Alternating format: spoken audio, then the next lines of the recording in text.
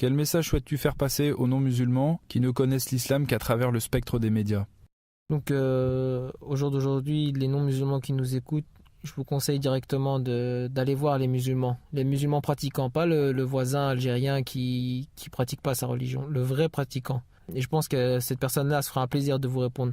Allez voir ces gens-là, posez-leur des questions, demandez-leur, regardez leur mode de vie, posez toutes les questions qui vous passent par la tête et ça va vous permettre de voir plus clair. Il y a aussi pas mal de choses sur Internet. Bon, après, il faut essayer de faire le tri, mais il y a pas mal de choses qui sont positives sur Internet pour se renseigner. D'où déjà, la première chose, le site Islam Conversion.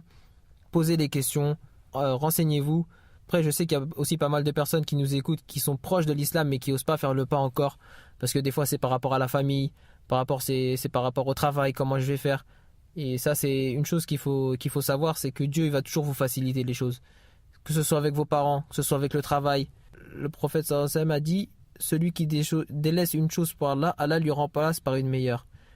Donc ça veut dire celui qui a peur, parce que voilà, il a peur de pas pouvoir faire sa prière au travail, etc. Dieu va toujours lui ouvrir une porte de sortie, il va toujours lui trouver une porte de sortie. Donc n'ayez pas peur, faites le premier pas, allez vers la mosquée de chez vous, la plus proche de chez vous, renseignez-vous, asseyez-vous avec les musulmans. Même vous n'êtes pas encore converti, vous pouvez aller à la mosquée, rentrer dedans, asseyez-vous avec les gens, posez des questions et vous verrez par vous-même les qualités des musulmans. Et même si demain vous croisez un musulman pratiquant qui fait une erreur et qui fait quelque chose qui vous choque, sachez que ça ne vient pas de lui, et que ça ne vient pas de l'islam, mais ça vient de lui. Parce que le prophète en vérité était parfait, il a eu les meilleures qualités. Donc si aujourd'hui vous voyez un excès chez un musulman, ça peut venir que de lui-même. Et l'erreur est humaine.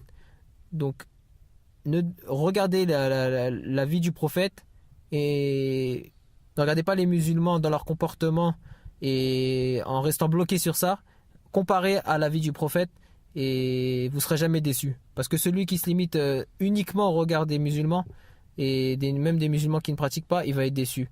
Mais celui qui regarde la vie du prophète, il ne sera jamais déçu. Donc voilà, le conseil que je vous donne, informez-vous, renseignez-vous, faites le premier pas, ne vous mettez pas de barrière.